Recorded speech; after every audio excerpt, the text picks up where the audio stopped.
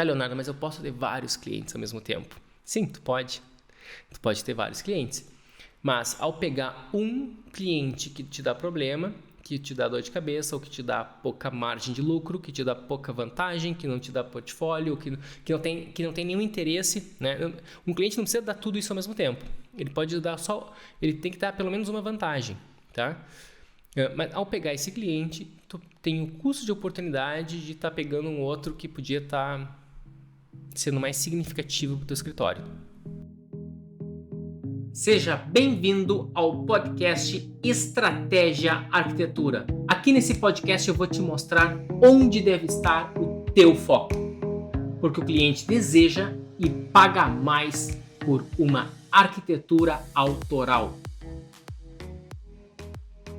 Afinal, quais são os tipos de clientes na arquitetura?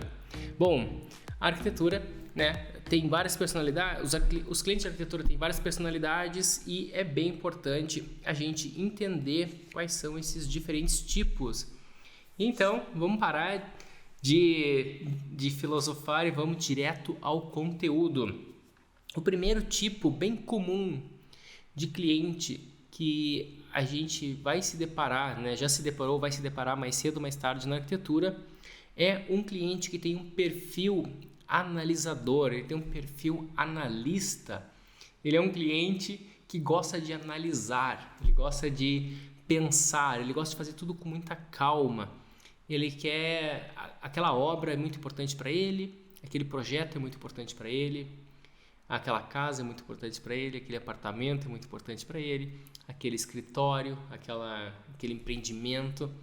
Então ele quer fazer tudo isso com muita calma, analisando, refletindo bastante.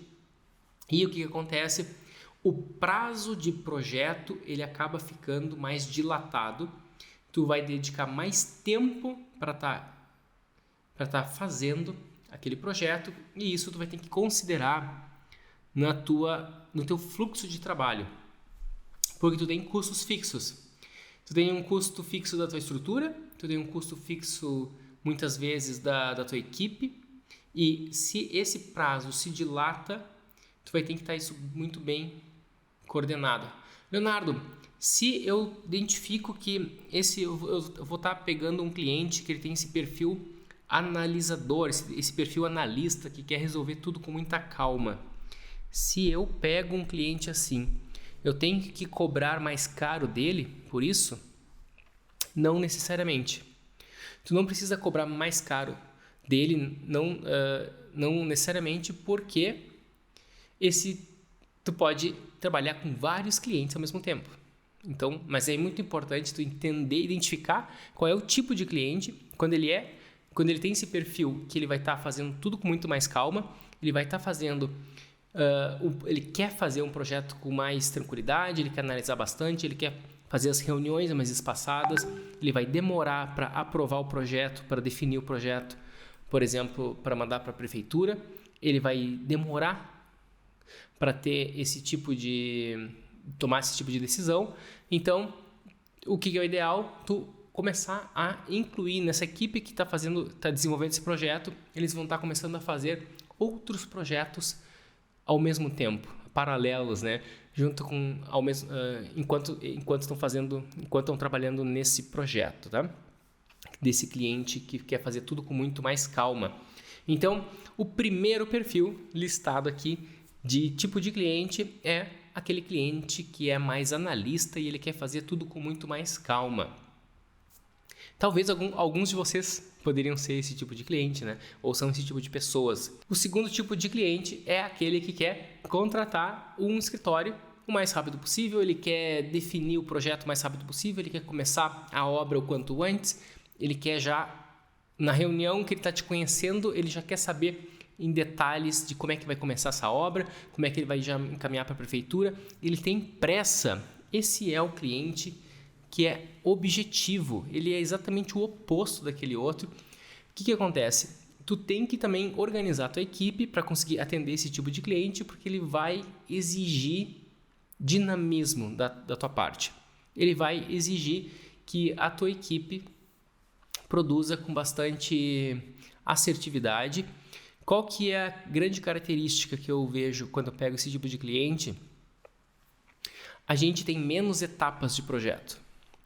Muitas vezes, esse tipo de cliente ele pode dar um clima um pouco mais estressante no nosso escritório, mas ao mesmo tempo ele também faz com que o nosso escritório esse projeto consiga ser mais lucrativo, tá? Então, é bem importante tu entender, né, que às vezes tu pega um cliente que pode ser um pouco mais, né, elevar um pouco o nível de estresse do teu escritório, da tua equipe, mas vai deixar tudo mais lucrativo. Um projeto que tu poderia demorar 5 meses para fazer, 6 meses, talvez nesse esquema ele fica pela metade, fica 2, 3 meses. Então, pode ficar bem bacana, tá? Leonardo, se o teu cliente já tu identificou que ele quer fazer um projeto de maneira mais lenta e um outro quer fazer um projeto de maneira super rápida, tu vai cobrar o mesmo valor para os dois? Em geral, sim. Em geral, eu acabo cobrando o mesmo valor, mas às vezes eu consigo identificar que quando o cliente tem muita pressa, muitas vezes eu consigo ter uma margem de lucro maior e talvez até dá para ter uma margenzinha de choro, né? Ou tu poderia, se fosse o caso, se eu notar que o cliente é muito sensível a preço, eu poderia talvez dar uma leve reduzidinha nesse sentido. Então, qual que é um outro tipo de cliente também que pode estar aparecendo para ti? Um terceiro tipo de cliente é o cliente chorão. Agora diz aqui quem é que já atendeu um cliente chorão. O que é o cliente chorão, Leonardo? O cliente chorão é o cliente que chora por preço, é o cliente que chega no teu escritório, antes de dar bom dia, ele já diz assim, eu não quero saber de preço alto aqui, hein? Ele nem te cumprimentou, ele já está chorando preço. Ele nem viu o teu preço, ele nem viu a tua proposta e ele já chegou, eu estou procurando alguém que não vai me meter a faca, entendeu? Posso conversar contigo? E ele já começa chorando preço antes de te conhecer direito, antes de dar bom dia. Ele vai chorar preço. Se tu indicar um estrutural, ele vai chorar muito o preço do estrutural. Se tu indicar um topógrafo para fazer o levantamento planimétrico, ele vai chorar preço. Se tu indicar alguma construtora, ele vai chorar. Se tu especificar o material, ele vai chorar preço daquele material. Ele quer aquela obsessão pelo melhor negócio possível da galáxia, de todos os tempos. Ele quer ser o cara mais esperto do planeta, de todos os planetas, tá? De todas as galáxias. Então, ele é o cara, né? O italiano chamaria, né? Um cara furbo. Né? Não sei porque veio essa palavra em italiano agora na minha cabeça. Mas ele é um espertalhão, né? Ele quer ser mais esperto que todos. Então, é comum. No Brasil tem bastante esse tipo de cliente chorão. É o cliente que ele quer o preço mais baixo, só que muitas vezes ele até tem o preço mais baixo. Vamos supor, se ele tivesse esse poder de conseguir pegar um orçamento com todos os arquitetos do planeta e ele identificaria lá qual é o que deu o valor mais baixo. Mesmo assim, ele vai sentar para conversar com ele e aí pedir um desconto extra daquele que deu o valor mais baixo. E então, e ele quer pagar sempre um valor abaixo do que aquilo que falaram para ele. Ele quer pedir desconto sempre de qualquer coisa, mesmo que a coisa custe 1 centavo. Ele vai querer pegar desconto. Esse é um tipo de cliente bem difícil de trabalhar. Eu desaconselho trabalhar com esse tipo de cliente. Eu acho que não vale a pena. É muito estresse. Porque no momento que tu abre uma empresa, a empresa ela tem que ter fins lucrativos. Se tu montar uma organização sem fins lucrativos, tu tem que chamar isso de ONG, né? Agora, se a tua empresa tem fins lucrativos, né? Se tu é uma empresa, tu tem que ter fins lucrativos, ou seja, a conta tem que fechar. Né? Quem estuda finanças, né? A bottom line, né? A bottom line é a última linha da tua planilha de análise financeira. É o famoso lucro líquido. Tu tem que ter lucro líquido. Ah, Leonardo, mas se eu vender um projeto de R$1.000, eu vou ganhar R$1.000. Não, tu não vai ganhar R$1.000. Se tu vender um projeto de R$1.000, tu pode ter um grande prejuízo. Como assim, Leonardo? Claro que sim. Tu pode ter um grande prejuízo. Porque ao assumir um compromisso de entregar um serviço, talvez o custo desse serviço seja superior ao valor que tu cobrou. Então pensa nisso, tá? Como é que eu vou saber disso? Tu tem que conhecer os teus custos e conhecendo os teus custos, tu vai conseguir botar o teu preço. Ah, Leonardo, então tu é o cara que fica medindo milimetricamente os custos e colocando uma planilha de quantas horas eu vou demorar para fazer uma planta baixa, quantas horas eu demoro para fazer o 3D, quantas horas eu demoro para fazer o corte, e daí ali sai aquele número de horas e eu vejo quanto eu quero ganhar por hora e isso aí é o orçamento do projeto. Tu é o cara que faz isso? Não, eu não sou. Eu não sou definitivamente o cara que fica planilhando horas e dando orçamento através de planilha de horas. E acho realmente que quem faz isso nunca vai ter grande lucratividade. A pessoa pode até não ter prejuízo, mas também não vai ter grandes margens, né? Ela vai ficar sempre na média. E quem está aqui é um arquiteto alto padrão. Quem está aqui quer estar acima da média. Então, se tu é um cara que está acima da média, não fica planilhando horas, que isso não é para ti, né? Isso é para os medianos. E o que um cara de alto padrão faz? Ele joga o preço lá em cima, com grande margem. Eu sou o cara de grande margem. Ou a gente tem uma margem bem folgada, ou então não vale a pena. Por que não vale a pena? Mas como assim, Leonardo? Um pequeno lucro não é melhor que nada? Não, porque não é. Tu não está comparando com nada. Existe uma coisa chamada custo de oportunidade. Ao tu pegar um projeto, tu automaticamente te envolve nele e tu tem o custo de oportunidade de estar com a mente focada em alguma outra coisa. Ao tu estudar arquitetura, tu automaticamente eliminou a medicina do teu mundo. Ao tu escolher cannelloni, tu automaticamente eliminou a lasanha. Então, ou é lasanha ou cannelloni. Existe um custo de oportunidade. Ou tu escolhe uma coisa ou tu escolhe outra. Quem é casado sabe, né? Ao escolher o seu maridão, a sua donzela, né? Automaticamente eliminou as outras opções. Tá, Leonardo, mas eu posso ter vários clientes ao mesmo tempo. Sim, tu pode. Tu pode ter vários clientes. Mas ao pegar um cliente que te dá problema, que te dá dor de cabeça, ou que te dá pouca margem de lucro, que te dá pouca vantagem, que não te dá portfólio, que não tem nenhum interesse, né? Um cliente não precisa dar tudo isso ao mesmo tempo. Ele pode dar ele tem que dar pelo menos uma vantagem, tá? Mas ao pegar esse cliente, tu tem o custo de oportunidade de estar pegando um outro que podia estar sendo mais significativo para o teu escritório. Então, dos 3 tipos que eu citei, né, estamos falando do cliente chorão. O cliente chorão não vale a pena a gente trabalhar com ele, porque ele vai sempre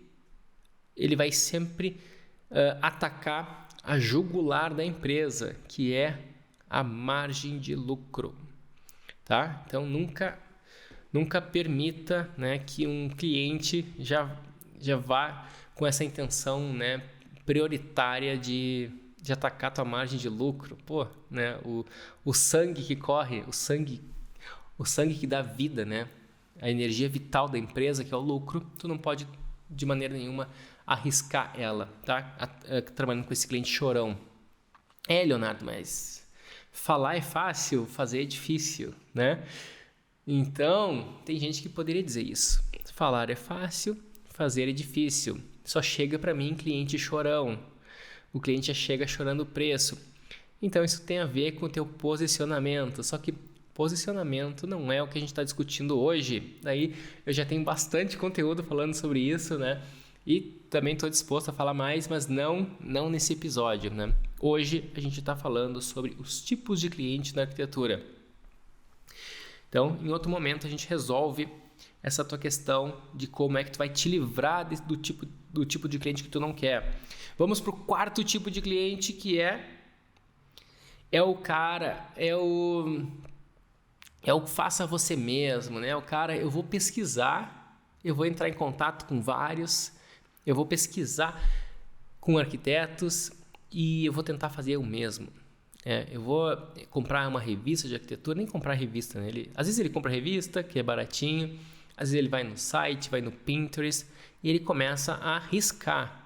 Ele começa a ter ideias. Daqui a pouco ele descobre que existe o SketchUp, ele instala o SketchUp em casa. E ele quer fazer ele mesmo. Às vezes ele até contrata um arquiteto. Ele até contrata, às vezes ele contrata, às vezes não contrata. Às vezes ele contrata o arquiteto, mas ele chega com o desenho em mãos. Ele chega na reunião já munido e cheio de certezas. Ó, aqui eu quero o quarto, a sala eu quero para cá. Eu só não consegui encaixar ainda, né, a cozinha, mas o resto já está definido. E, cara, não dá, né? Não dá para usar aquele negócio. Não tem como pegar e encaixar a cozinha naquele desenho dele. Nada daquilo funciona, ainda mais se tentar botar uma cozinha à força ali. Então, acontece.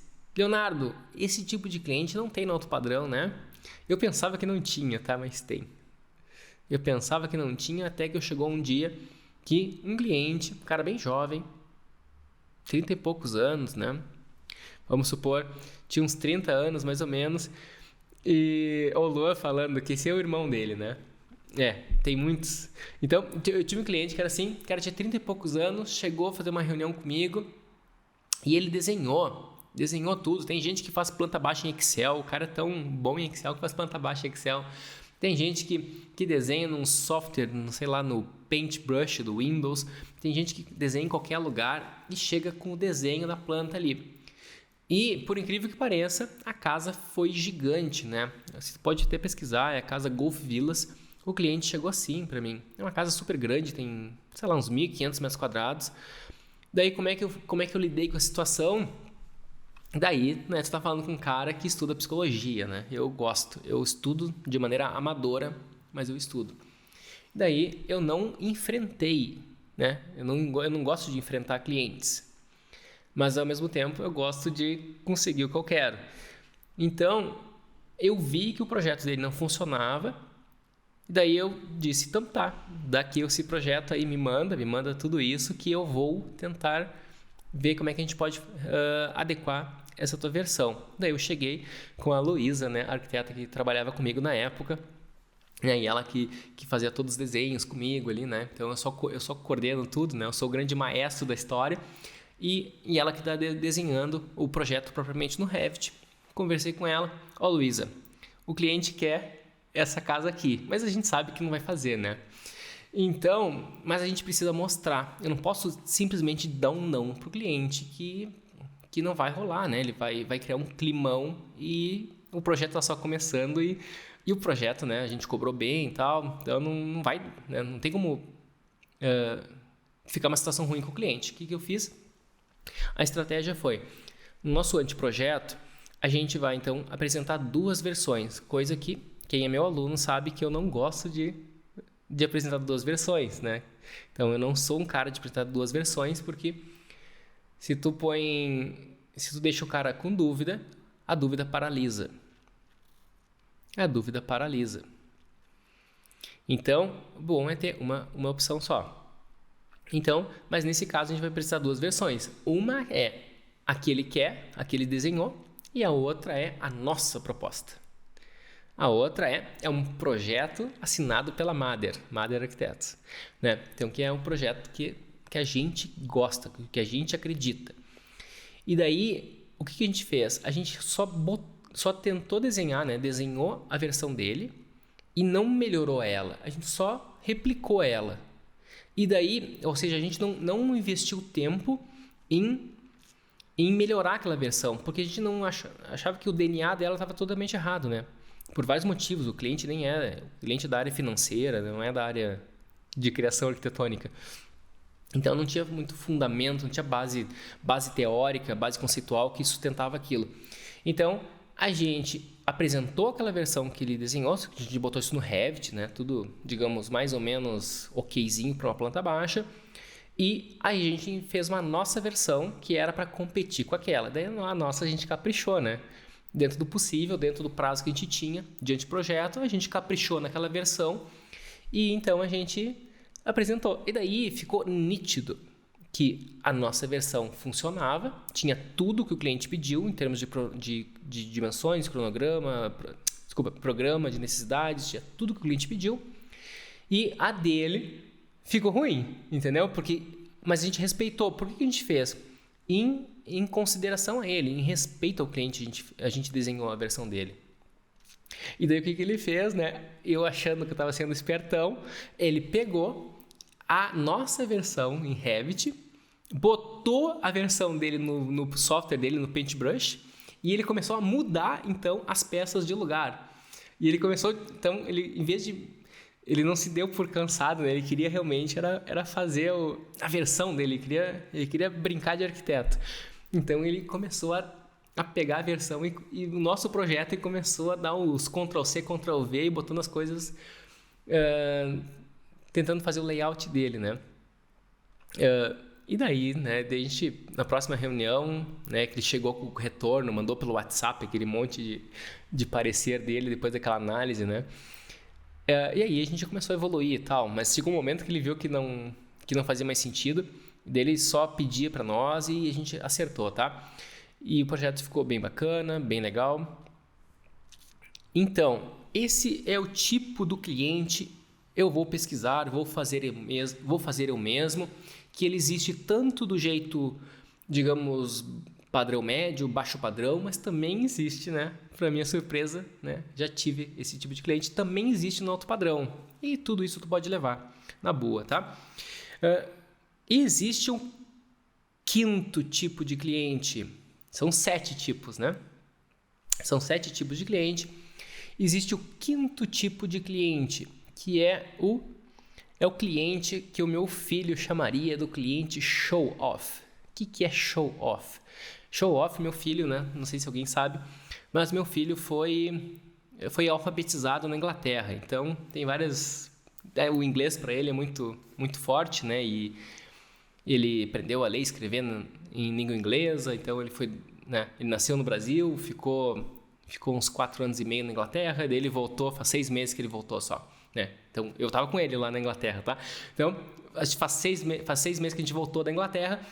E, então, a expressão que ele sempre falava, né? Não, pai, isso... eu aprendi na escola que não é legal ser show-off, né? E daí, o que é ser show-off? Show-off, ele quer dizer que é ser exibicionista, né? Então, é ficar mostrando, fazer só para se mostrar. Os ingleses, né? Não gostam, tem que ser discretos. Então, não é para se mostrar. Só que tem muitos clientes que gostam de se mostrar. O cara compra uma Ferrari, compra uma Ferrari vermelha, né? A mulher vai lá, põe um monte de... né? Faz um cabelão, uma maquiagem super, super intensa, põe uma roupa bem chamativa, né? Então, todo mundo, homens e mulheres, existem, tanto o homem quanto a mulher, existe os que são mais exibicionistas, os que estão buscando, digamos, algum status, algum reconhecimento através de alguma maneira mais intensa, assim, né? Mais show-off, mais exibicionista. E qual é a característica de um cliente show-off? Ele quer uma arquitetura que mostre o poder dele, sei lá, a nova situação dele. Então ele quer aquela casa bem alta, com a maior porta do condomínio, aquele pé direito gigante, aquela fachada toda envidraçada, com aquela escada na fachada e um lustre gigante. Então ele está muito preocupado com a fachada. Um cliente show-off, ele está muito preocupado com a fachada e ele economiza dentro da casa. Ele, talvez, lá dentro é bem simples, mas a fachada tem que ser incrível. E o que eu faço, né? O meu estilo de arquitetura, e até acabo conectando e atraindo clientes que são assim, é exatamente o contrário. Geralmente, as minhas casas são fachadas para a rua bem discretas, bem fechadas, e para dentro elas são bem abertas. Elas praticamente não têm muita janela para fora, ou se tem janelas, são janelas mais a ver com serviço, mas as janelas principais de área social, área íntima, elas são todas elas voltadas para dentro. E se elas são voltadas para dentro, a casa, de certa forma, ela abraça o pátio, abraça aqueles que são os mais importantes, né? Então, que são a tua família, teus familiares, teus amigos, aqueles que tu ama. Esses são esse é o tipo de solução arquitetônica que eu uso, né? E olha como tem muitas vantagens, né? Assim que eu defendo ela. Se chegar algum cliente que está em dúvida, né? Se faz uma arquitetura mais show-off ou faz uma arquitetura mais discreta, mais introspectiva, né? A qualidade para dentro e não a qualidade para fora. A qualidade para dentro faz com que a pessoa que mora na casa, ela está no pátio. Se ela está no jardim, ela vai olhar para a casa dela e ela vai ver sempre a coisa bonita. Agora, a pessoa que tem uma arquitetura que é mais show-off, mais exibicionista, quem olha essa coisa que teoricamente é mais bonita, né? Se é bonita ou não, cada um vai dizer, tá? Mas que teoricamente é mais bonita, são os vizinhos. Então, quem mora na casa vê a coisa mais... vê os bastidores, né? Não vê o palco. Então, não tem graça, né? A fachada bonitona tem que estar para dentro. Então, tu tá no jardim, tu tá na piscina e tu vai olhar para tua casa e tu vai sentir maior orgulho dela. E tanto foi num escritório no Brasil, que é um escritório que trabalha com arquitetura comercial, que eu trabalhei quando eu fiz um dos meus estágios, e também muito na Europa, a gente aprende a projetar pelo ponto de vista do observador, ao contrário da faculdade que eu fiz. Eu estudei numa boa faculdade, né, na Federal do Rio Grande do Sul, mas lá eu não aprendi isso. Lá eu não aprendi a projetar pelo ponto de vista do observador. A faculdade que eu estudei, né, dizem por aí que ela é uma faculdade boa, brasileira, mas ela não foi nela, na minha época, né, na minha turma, nas turmas por qual eu passei, e nenhum professor me lembro de ter comentado a importância de projetar do ponto de vista do observador. A gente fazia desenhos isométricos, axonométricas, fazia desenhos técnicos, olhava, né, vista do passarinho, né? Vista do passarinho é como falam os ingleses, né? Bird eye view. Né? Então, o que é a vista do passarinho? A vista do passarinho interessa para o passarinho, não interessa para nós, né? Eles fazem também, só para ter uma geral, mas em geral a gente projeta pelo ponto de vista do observador. Só que qual é o observador que interessa? É o usuário da casa. Então ele tem que estar no meio do jardim. Ele tem que estar na sala dele, ele tem que estar acessando a casa. Então a gente projeta de acordo com essa linha de raciocínio, né? Que o Luan falou que geralmente os advogados são os clientes show-off. Eu não sei, né? Talvez sim, talvez não. Eu tenho alguns clientes advogados e acabam topando também esse tipo de arquitetura, né? Mas acho que o show-off não tem muito a ver com profissão, tem a ver com valores, né, de cada um. E então, esse foi o quinto tipo, né? O quinto tipo é o cliente show-off, é o cliente exibicionista, é o cliente que está buscando um status. E qual é o sexto tipo, Leonardo? O sexto tipo é um cliente, vou chamar ele de cliente cri-cri. Ele é um cliente, né, carinhosamente falando, ele é um cliente meio pentelho. Ele é um cliente que ele se apega a detalhinhos. Ele é um cliente difícil de lidar. Ele é o cliente que ele vai te questionar aquela cláusulazinha do contrato. Ele vai se apegar a detalhezinhos do contrato, vai se apegar a detalhezinhos que tu falou em algum momento, ele vai se apegar a um detalhezinho do projeto, ele vai questionar aquilo. Ele não presta atenção tanto no geral, no mais importante, no todo, que geralmente é o conceito da coisa, que é a parada mais importante, né? Mas ele se pega nos detalhezinhos. Ele é muito detalhista. E, cara, não dá para enfrentar, não dá para bater de frente com esse tipo de cliente que tu vai te incomodar. Ele é craque em defender o que ele pede, o que ele solicita, tá? Então, Leonardo, isso existe no alto padrão? Olha, até existe, tá? É mais raro, mas existe, porque geralmente o cara que é assim, ele não fica, né? Tem coisas mais importantes no mundo do que os detalhezinhos, né?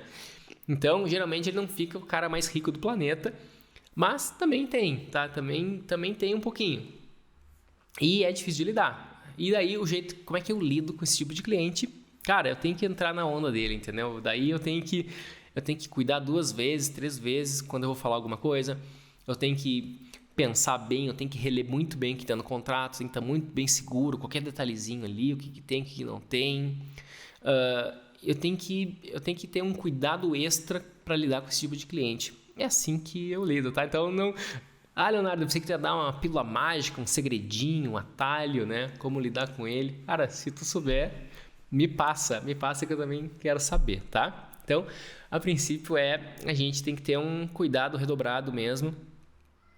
Mas não é alguma coisa que tu tem que evitar, tá? Não é um cliente que eu vou dizer, Leonardo, evita ou não evita esse tipo de cliente? Não precisa evitar. Ele é um cliente ok, tá tudo bem. É só que tem que ter um cuidado maior. Daí, se ele não está preocupado com o que é o mais importante do projeto, né, que é o conceito e tal, ele está mais preocupado nos detalhezinhos, então tu que tem que te preocupar com isso, né, para garantir que o projeto seja um sucesso depois.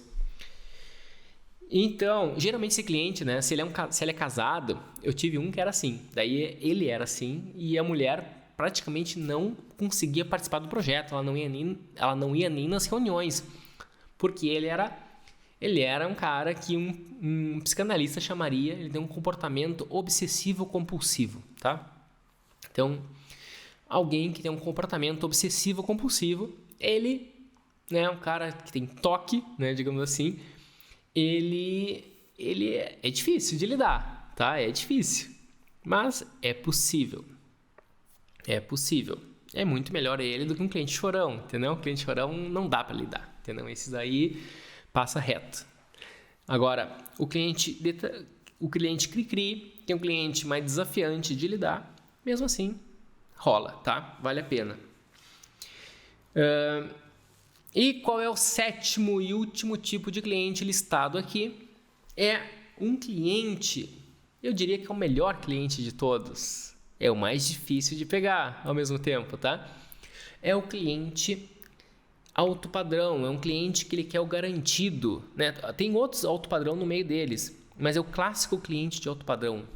Essa é uma boa expressão. Ele é o clássico cliente de alto padrão.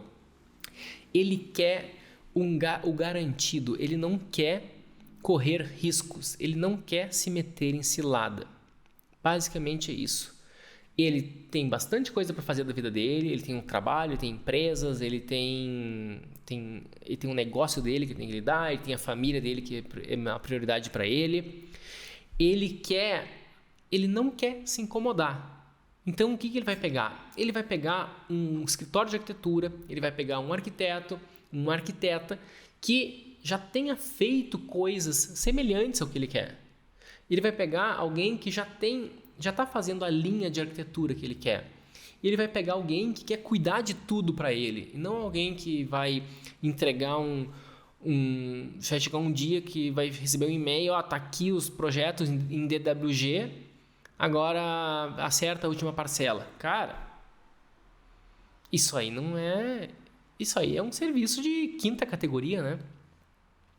Tu pegar e mandar um e-mail para o cliente com o projeto anexado e pedindo a última parcela, isso é um serviço de 5ª categoria.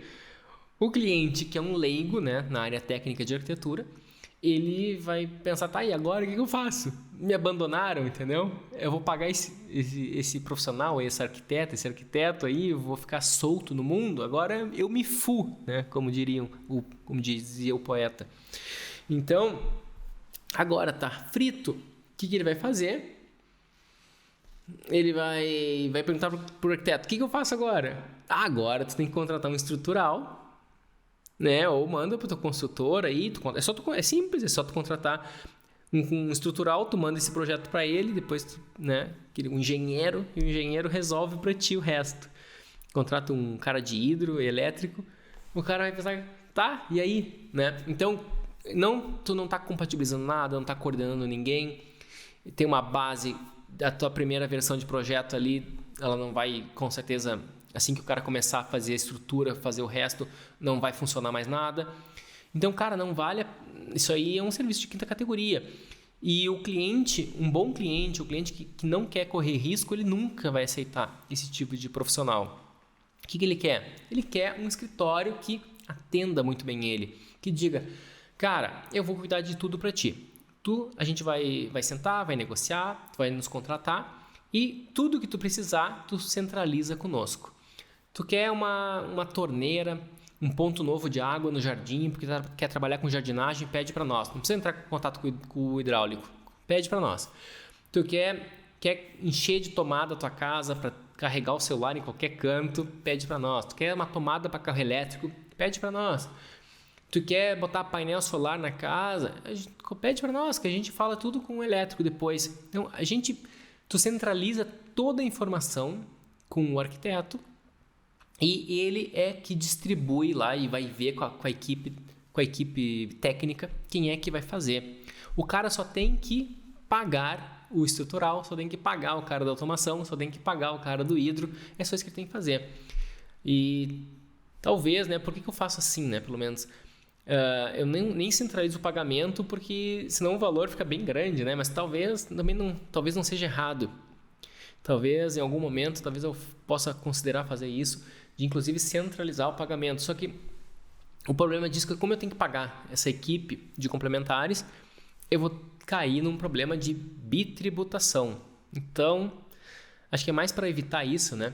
Eu vou ter que pagar um imposto de um dinheiro que nem é para mim, que é para o estrutural, por exemplo. Então, ele pega acerta direto com o estrutural, senão tem que dar uma nota e depois pagar o estrutural. Então, todo mundo paga imposto, né? Eu pago imposto, o estrutural paga imposto. Então, assim, ele acerta direto com o estrutural e só um paga imposto, tá?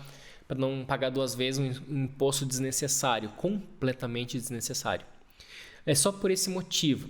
Mas, o resto, o arquiteto tem que oferecer, olha só, essa é o mais importante. Para tu conquistar um cliente de alto padrão, tu tem que oferecer, tem que causar na mente dele que tu está oferecendo um serviço de um hotel 5 estrelas. Tu está oferecendo um serviço de um restaurante 5 estrelas. Num hotel 5 estrelas, o cara chega lá e ele liga, ou chega no balcão, né, ou liga para a recepção e ele pede champanhe com morangos. Cara, não interessa se tem champanhe, não interessa se tem morangos. O cliente pediu, dá um jeito lá e vai conseguir isso. Consegue um champanhe aí, vai comprar morango, entendeu? E vamos atender esse cliente. O hotel oferece uma série de serviços, mas não tinha champanhe nem morango. Dá um jeito e vai oferecer isso.